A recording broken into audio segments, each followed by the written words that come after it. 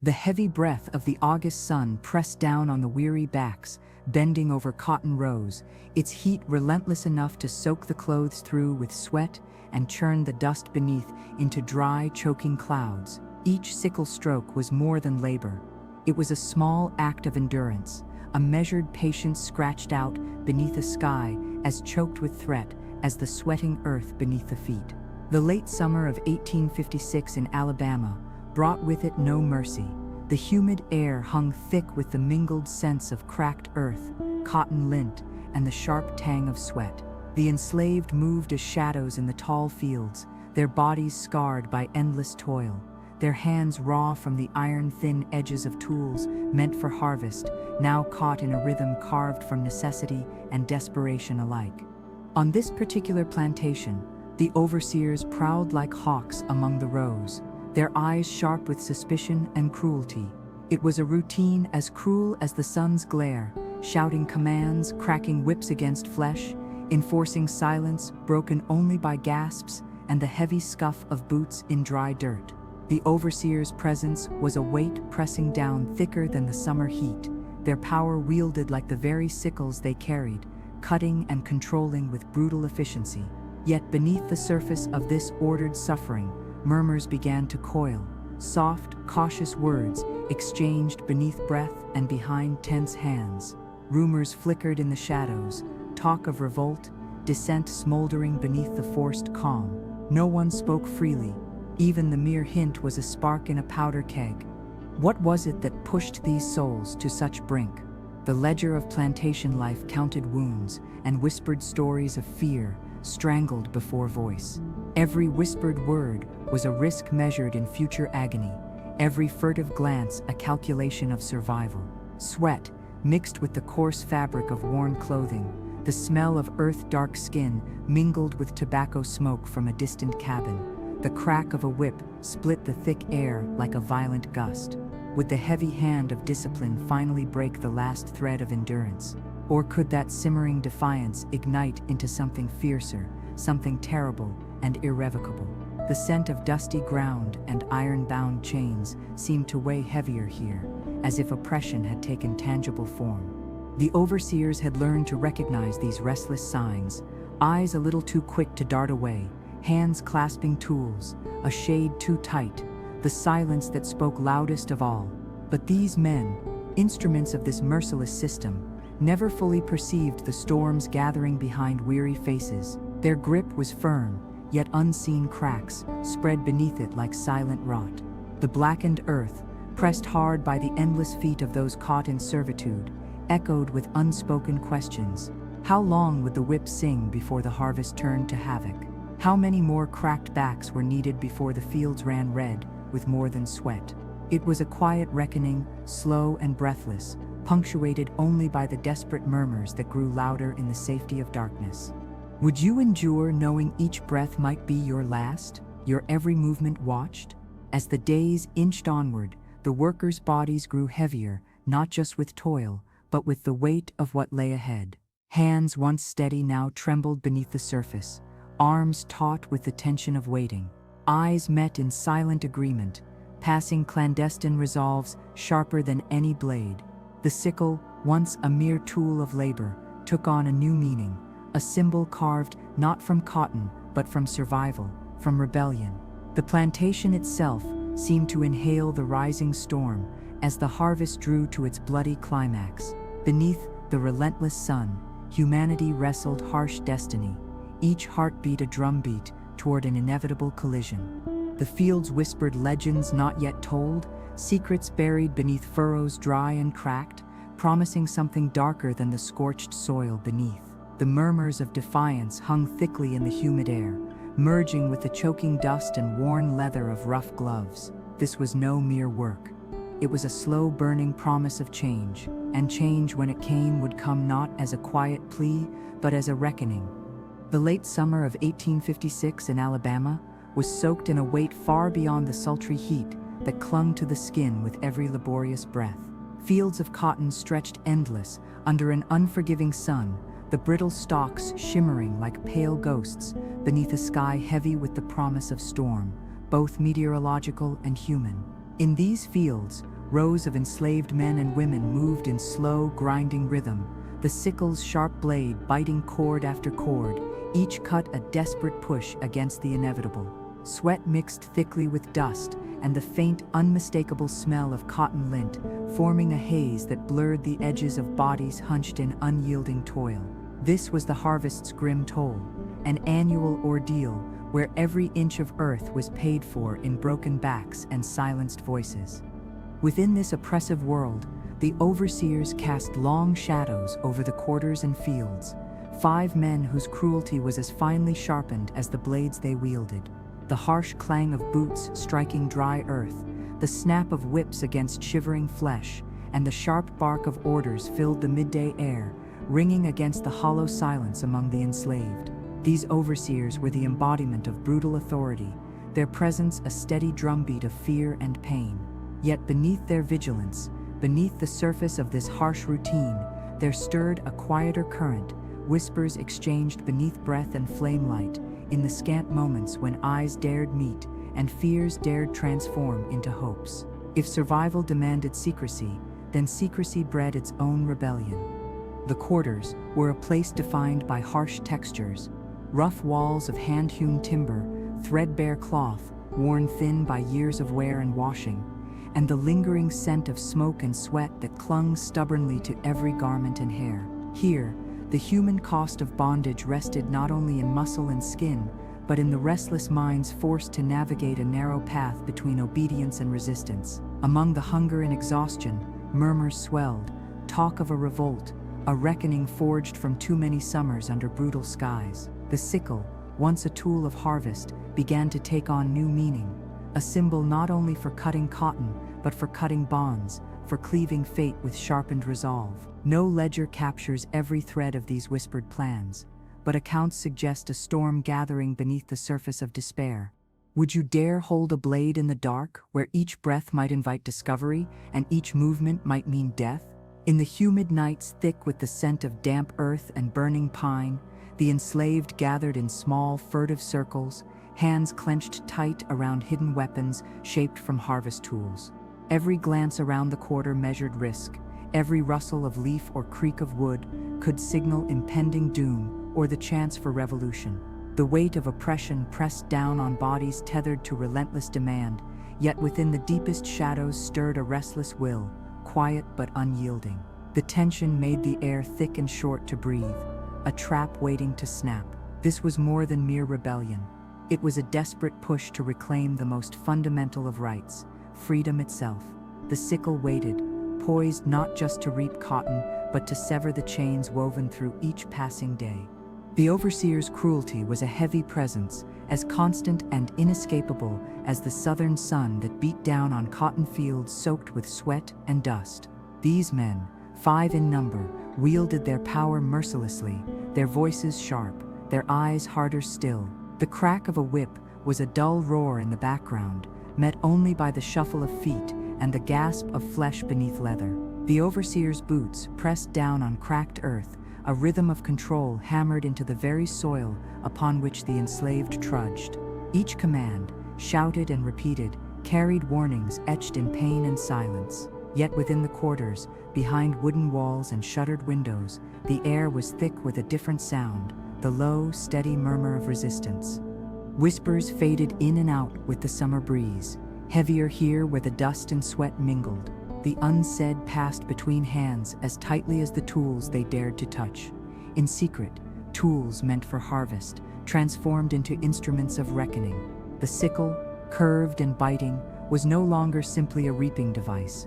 It had become a symbol shaped by the weight of years, a silent promise sharpened against the grindstone of cruelty. The fields bore witness to suffering, but the quarters bore the fetus of rebellion, a hidden pulse beneath the heat, the scent of damp earth rising with every secret word passed between the enslaved. The surface order masked the simmering fire beneath, a fire that could not be quelled by whip or command. How long could such quiet defiance remain unseen? The overseers, confident in their unchallenged dominion, did not perceive the shifting currents beneath their brutality. Their cruel dominion was a fragile construct, held together only by fear and force, and though their eyes missed the signs, the tension thickened like storm clouds above cracked plains. The enslaved moved cautiously, breaths measured, hearts pounding silently against the cage of bone and skin. To gather in the protective shroud of night was to flirt with death, yet to move without resistance was to die anyway. A slow death of the spirit. The murmurs coiled tighter, hands brushed tools hidden beneath rough clothes, eyes locked in understanding without words. The sickle's edge glinted in shadows, poised not for harvest, but for upheaval. Would you dare meet a dawn, knowing it might be your last? The perfumed haze of crushed cotton, dust, and sweat filled the quarters, thick and choking. The fabric of worn garments shifted against raw skin as bodies were pressed close by necessity, sharing heat and hope alike. The texture of life here was harsh. Splinters in tired hands, the scrape of rough cloth against face, the faint but constant clink of chains worn invisible beneath uniforms of years. Eyes met and broke, caught between fear and resolve. These small acts, the shifting of a hand, the tightening of a grip around a hidden blade, were tectonic movements in a landscape made of vigilance and silence. The sickle, carried discreetly, was sharper than any word of rebellion, ready to sever the unyielding knot of bondage. The overseer's cruelty was a season, recurring like the relentless summer heat, but so too was the whispered promise of revolt, slow, methodical, and deadly in its patience. The farm's dust and sweat bore witness to the growing storm, hiding it beneath layers of dirt and toil until it was no longer a secret, but an inevitability. The sickles, once tools of routine, waited quietly to be raised, and with each beat of anxious hearts, the harvest's grim toll grew heavier still. The fields held their breath, as if sensing the fateful moment when silence would break. The night that would come was close, and with it, the reckoning shaped like an arc of steel, poised to cut free those bound too long. The night air in the quarters grew heavy with more than the thick, humid breath of August. Murmurs circled quietly like coils of smoke, slipping through the cracks and shutters, carrying whispers of revolt that no overseer's whip could silence. In the darkness, the sickle, once an unassuming tool of the cotton harvest, became something forged by circumstance and silent promises, a weapon of reckoning. The talk of uprising was no mere rumor, but a reckoning percolating beneath the leaden weight of sweat and dust. Here, in these cramped wooden enclosures, stitched together with hope and fear, the enslaved gathered in trembling clusters, voices low and deliberate. Each whispered word hung like the scent of burning pine, heady, dangerous, impossible to ignore. For the protagonist, a man or woman forged by brutal days under the sun and longer nights, haunted by fear, the constant strain was visible in every small gesture. Hands clenched too tightly around smooth wood handles, breaths caught before words could spill, eyes shifting quickly away from overseer's watchful gaze. The skin, slick with sweat and mottled dust, was a testament to unyielding suffering, each scab a story. Yet beneath this weary exterior flickered a steely resolve, hardened like the raw edges of the sickle's blade. The quarter was alive with tension. A careful movement here, a barely audible plan repeated there, threads weaving a tapestry of resistance. The question was no longer if, but when, and how far desperation could stretch before it shattered silence. The overseers themselves, 5 men known equally for their cruelty and arrogance, carried the weight of plantation law as heavily as their whips. They patrolled with calculated confidence, their presence a suffocating shadow, wrapped in leather boots and iron chains. Yet what these men failed to grasp was the slow unraveling beneath their feet, a pulse of rebellion that moved through the quarters like an undercurrent beneath still water. Moments of kindness were fleeting and rare, the ledger leaving gaps where memory mourned more than it recorded. But the account suggests that even in chains, the enslaved found ways to nurture hope, whispers, glances, secret touches that spoke of a shared, aching willingness to pay the ultimate price for freedom. Would one act of defiance ignite the flame that years of suffering had smoldered? The sickle's curve was both tool and talisman. Weathered hands memorized its weight, fingers stained with sap, and grime learning its precise arc. In the moonless hours, the weapon was cloaked in secrecy, hidden beneath straw, tucked inside ragged clothing, ready to be wielded not just against cotton, but against the oppressors themselves. The air smelled of damp earth and sweat-soaked cloth, thick as the resolve binding conspirators together. In this crucible of heat and fear, each careful breath was a reminder of both peril and possibility. The tension grew, palpable and slicing through the quiet, as hushed voices planned the night when the harvest's toll would finally be paid, not in cotton, but in justice. The sickle hung poised on the edge of a new dawn. The overseers who ruled the plantation in 1856 Alabama carried brutality like a second skin, their presence casting an unyielding shadow over every toil-worn back bent beneath the scorching sun. 5 men, each with a whip cracked sharp and a cold gaze calibrated to extinguish defiance before it ignited. They moved like hawks through fields heavy with cotton, the dry dirt cracked beneath their heavy boots as their voices tore through the heat, issuing commands that sounded like threats etched deep into the heavy air. Yet beneath this surface of raw oppression, whispered murmurs stirred among the enslaved, small sounds barely heard above the rustle of cotton leaves, but charged with grim intent. The plantation was a furnace of fear, but beneath its scorching surface simmered something darker, the quiet promise of revolt. The quarters where the enslaved lived were rough with the grit of survival. Walls made of splintered, weathered wood closed tightly around cramped spaces, filled with the thick, persistent smells of sweat, smoke, and damp cloth. In the shrouded corners of these crude homes, conspiratorial voices wove songs of hope and vengeance. The sickle, a tool designed solely for harvest, had assumed new meaning. In the folds of tattered cloth and the grip of wearied hands, it was no longer just a farming implement, but a blade of survival sharpened by years of cruelty and despair. Each whispered plan was a tightening knot of desperation and calculated courage, for discovery meant not just punishment, but death. The overseer's cruelty was the reason behind these secret gatherings, the iron link binding whispered fears and hushed courage together. Here, in this cramped space, survival was both a strategy and a silent rebellion. The overseer's tyranny had worn down body and spirit, but it had not crushed the will to resist.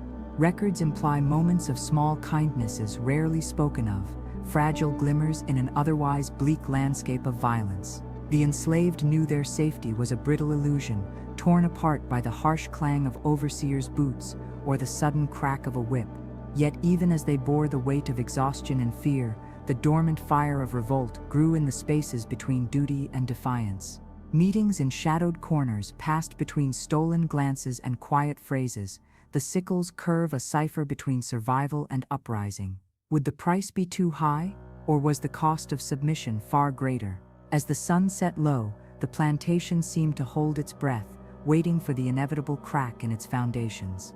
Would you raise a blade against those who wield power with cruelty unchained? The tension in the quarters was a palpable thing, thick with the combined sense of sweat-soaked cloth, burnt pine from nearby fires, and the earthy musk of disturbed soil. Every texture, the coarse fabric against raw skin, the splintered floor under bare feet, was a reminder of a life tethered to relentless labor and unyielding oppression. Eyes were wary but determined. Hearts pounded a silent drum behind controlled breaths.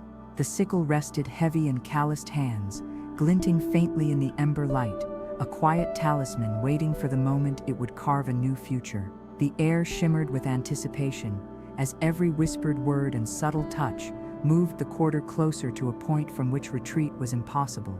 The very night held its breath, ready to witness the harvest's final grim toll. The smoke of burning cotton bales hung faint in the oppressive summer air as the plantation lurched into chaos. News of the revolt spread swiftly, carried on the wind like a dark omen. The once orderly rows of cotton now stood desecrated, trampled under frantic feet fleeing the violence. 5 overseers lay hacked down in the brutal uprising, the sickle, harvest tool turned weapon, gripped tight in hands, desperate for freedom. Panic coursed through the fields and quarters alike. The heavy scent of sweat and blood saturated every breath.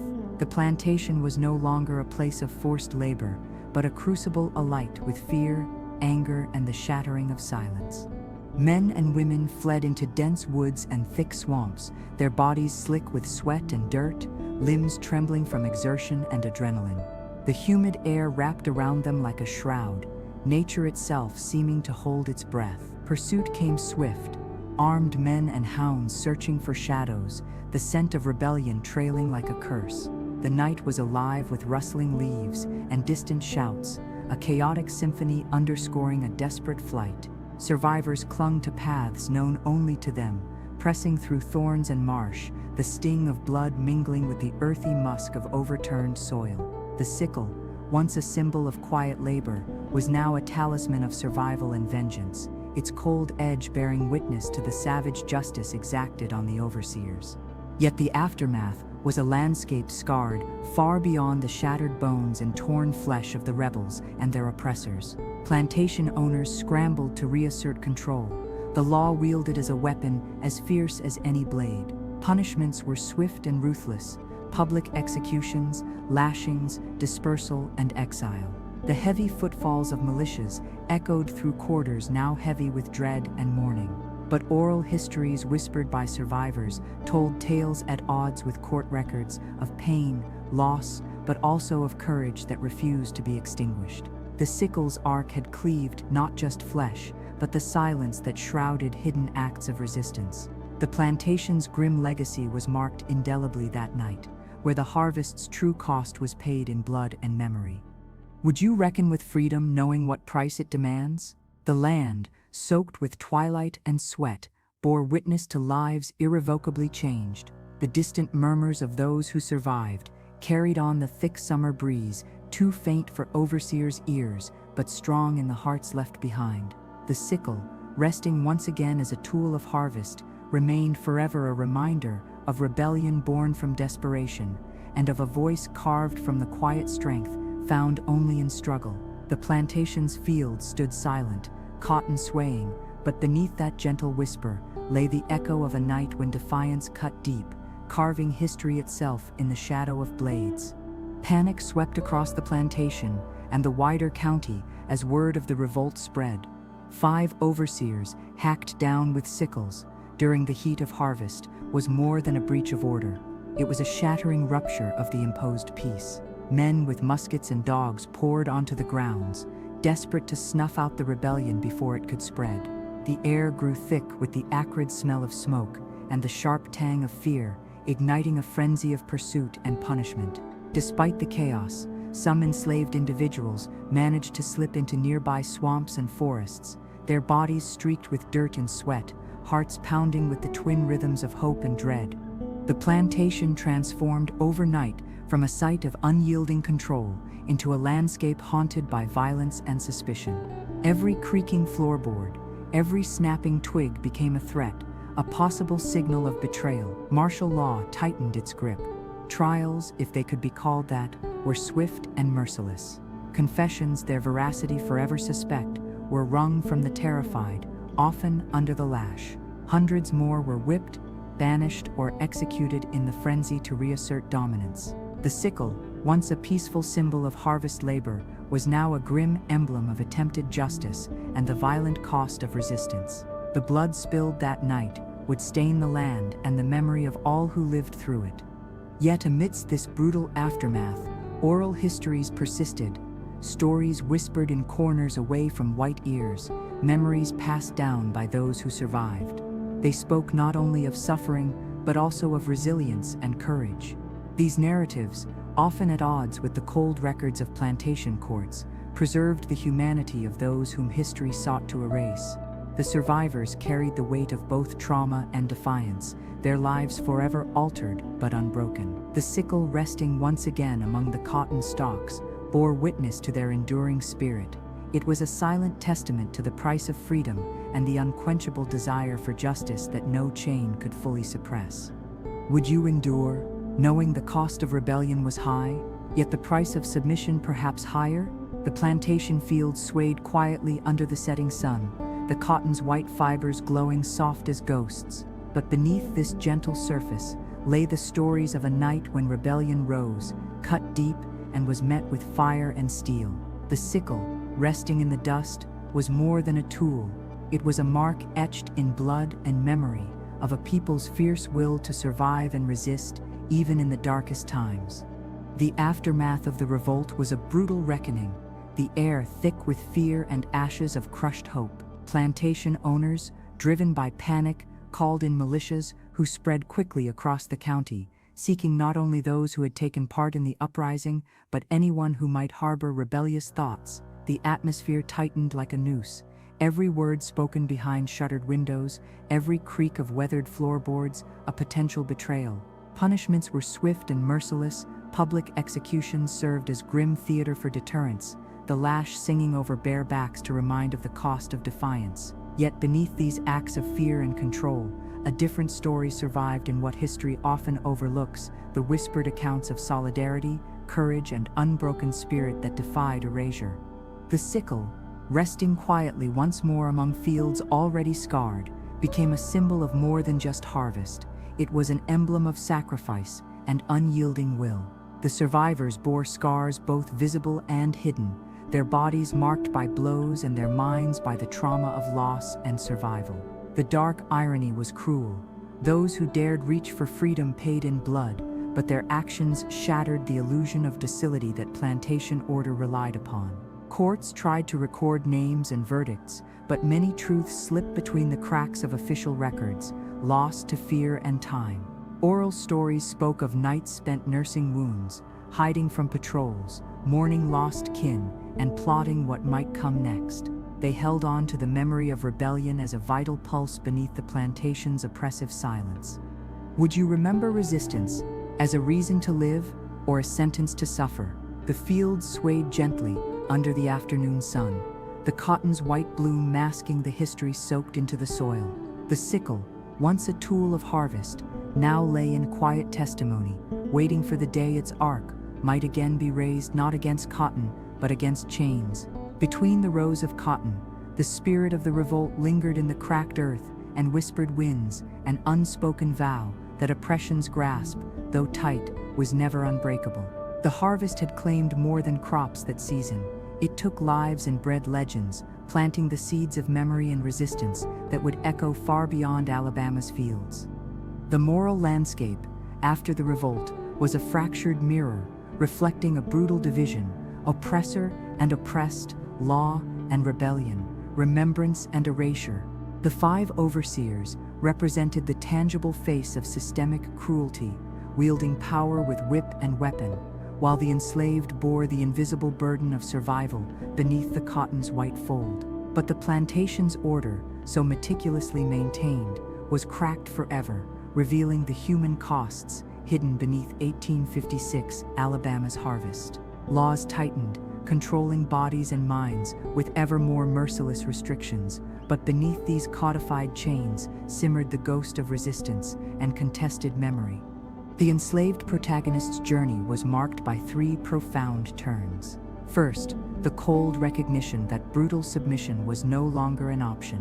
They bore witness to pain, inflicted not just on flesh, but on spirit. Then, the decision to grasp the sickle, not only as a tool, but as an instrument of revolt, demanded courage tethered tightly to desperation. Finally, the aftermath, a haunting landscape of loss, betrayal, and survival that left scars visible in trembling hands and invisible in sleepless nights. In this psychological crucible, the protagonist was both shadow and light, carved by the liminal space between enforced silence and the urgent demand for justice. Opposing forces shaped the narrative's heartbeat. The human antagonists, 5 overseers, embodiments of power wielded without mercy, were supported by an institutional system that legitimized cruelty through law and punishment. Even the environment itself, scorching summers, unforgiving terrain, beyond physical hardship, acted as a silent enforcer channeling despair and determination alike. Secondary voices spun a complex tapestry, the preacher offering spiritual solace, but also silence, the doctor bridging science and survivor suffering, the gossip weaving rumors' venom with truth's fragments, the minor overseer figure revealing power's layered cruelty. These voices illuminated fractured truths and moral dualities. Memory versus erasure became a battlefield. Archive records buried inconvenient tales, while oral tradition preserved the pulse of rebellion. The sickle, rope, blood, and fire emerged repeatedly as symbols weaving through pivotal scenes, the sickle's initial grasp and later deadly swing, blood marking sacrifice and survival, fire consuming fields and fears, rope binding bodies, but also linking narratives. These motifs underscored fate and hope amidst oppression. This moral and historical complexity shaped the show's Gothic tone, investigative but poetic, revealing a layered truth where justice and horror entwined. The story's grasp reached beyond history, confronting present questions about voice, power, and the price of freedom. The preacher's voice tolled softly beneath the heavy rafters of the slave quarters, a fragile thread of solace in a world hewn from hardship and fear. His prayers, steeped in the rhythms of scripture and coded hope, offered a fleeting sanctuary from the brutality of overseers and the grinding laws that kept bodies shackled and spirits worn thin. Yet his silence on matters of uprising spoke volumes, words left unspoken against the weight of menace that commanders and masters wielded like weapons themselves. The preacher's role was an intricate dance of survival. To speak too boldly was to invite deadly consequence, yet to remain silent was to let oppression fester in the dark. His sermons echoed with biblical promises, yet veiled coded calls for endurance and quiet resistance, threading through the hearts of those who hungered for more than salvation from above. The plantation doctor moved with a different burden. His tools, pale jar and thin needle, cloth bandages stained with charcoal, and the sickly sweet scent of tinctures were the meager barriers between life and death in quarters filled with pain. His knowledge was limited by the era's scant medicine, unable to heal wounds deeper than flesh. The doctor tended to bruises and broken bones, but carried the invisible wounds, the fever of fear, the weight of despair that no remedy could touch. His presence was both reassurance and reminder. Survival was fragile and often fleeting. His eyes met those of the rebels with a mixture of compassion and helplessness, a silent witness to the cost of resistance etched in blood and soul. The gossip moved like a shadow, weaving rumors and half-truths with alarming agility. Her voice was a cracked whisper, carrying news both feared and sought. She held power in the exchange of secrets, shaping fears and hopes alike in the quarters. Her stories blurred the lines between fact and speculation, some truths shining like embers beneath layers of exaggeration. It was through her that mistrust spread, as well as solidarity, a testament to the complex network of communication among the enslaved. Her tales carried warnings dressed as fables, the fire of survival flickering in every hushed phrase. Lastly, the overseer, a lesser figure amid the five but steeped deeply in cruelty, added human texture to oppression's face. His moments of dark humanity, fleeting and twisted, revealed the intricate power dynamics that controlled the plantation. His brutality was tempered with brief flashes of doubt or regret, showing the messy, often contradictory nature of those who enforced slavery's harsh laws. He was both victim and villain, a cog in a mechanical system built on subjugation and fear. Together, these voices illuminated the moral dualities at the heart of the story: oppressor and oppressed, law and rebellion, memory and erasure. Their interactions painted a complex portrait of a world balanced precariously between survival and resistance, justice denied yet ceaselessly sought in a system designed for silence. 5 overseers held merciless control over the slaves in 1856 Alabama, their cruelty etched in every sharp command and heavy bootfall. Under the oppressive sun, their voices cracked like whips, enforcing obedience through harsh punishment and the ever-watchful glare of iron authority. Yet beneath their domination, whispered murmurs wove through shadowed quarters, tales of secret defiance and quiet resilience. Hidden beneath sweat, dust, and worn cotton were promises of revolt, small acts of fierce hope flickering like embers, awaiting a gust to ignite a blaze. The overseers, blind to these murmurs, moved confidently among the rows, unaware of the storm their violence stirred. The enslaved, their bodies raw from labor and eyes shadowed with fear, gathered cautiously in the stolen moments when overseers' gazes faltered. The sickle, a simple curve of polished steel used for harvest, transformed in their grasp into a symbol of both survival and vengeance. Each whisper carried the weight of desperation and a calculated resolve. Rebellion was no longer a dream, but an impending reality. The quarters, suffused with the scent of damp earth and smoky firelight, became a silent theater of plotting and hardened determination. The struggle to secure freedom was carved into every rough hand and quickened breath, the line between survival and sacrifice thinning with each passing hour. As night fell, the revolt erupted with chilling suddenness. The sickles flashed in the darkness, cutting through flesh and fear alike. 5 overseers fell, their cries swallowed by the rustling cotton and tangled underbrush. Panic rose as rebels scattered into the surrounding swamps and woods, their bodies slick with sweat and terror. Militia forces soon encircled the plantation, their horses' hooves pounding like thunder as they hunted down fugitives.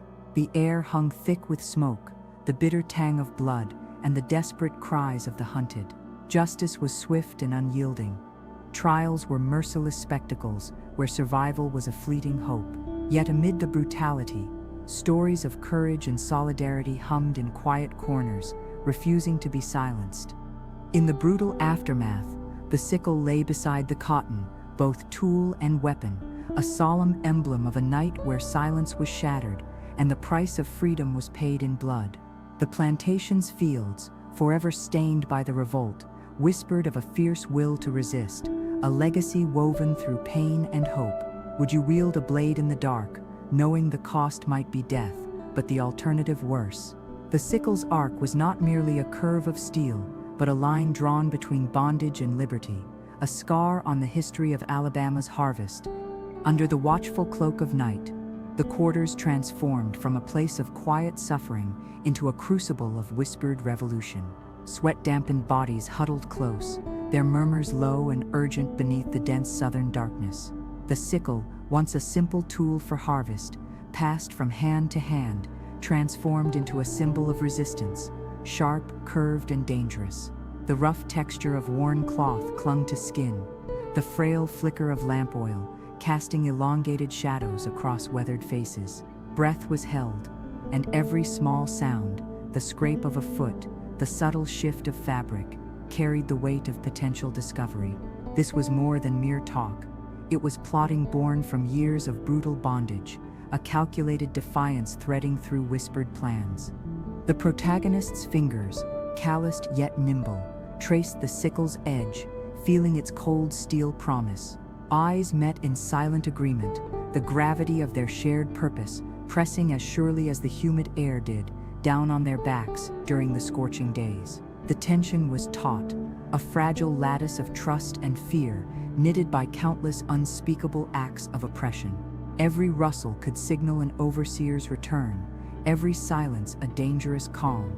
There was no room for doubt or hesitation. The smallest misstep could mean ruin or death.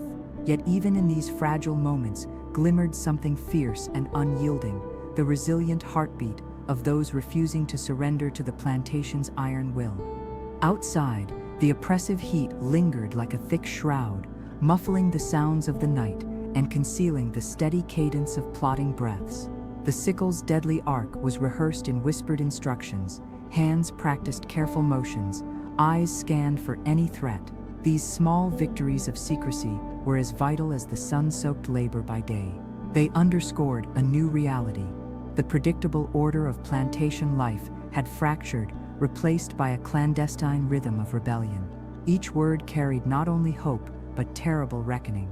How could the enslaved calibrate courage when each step might lead to freedom or swift retribution?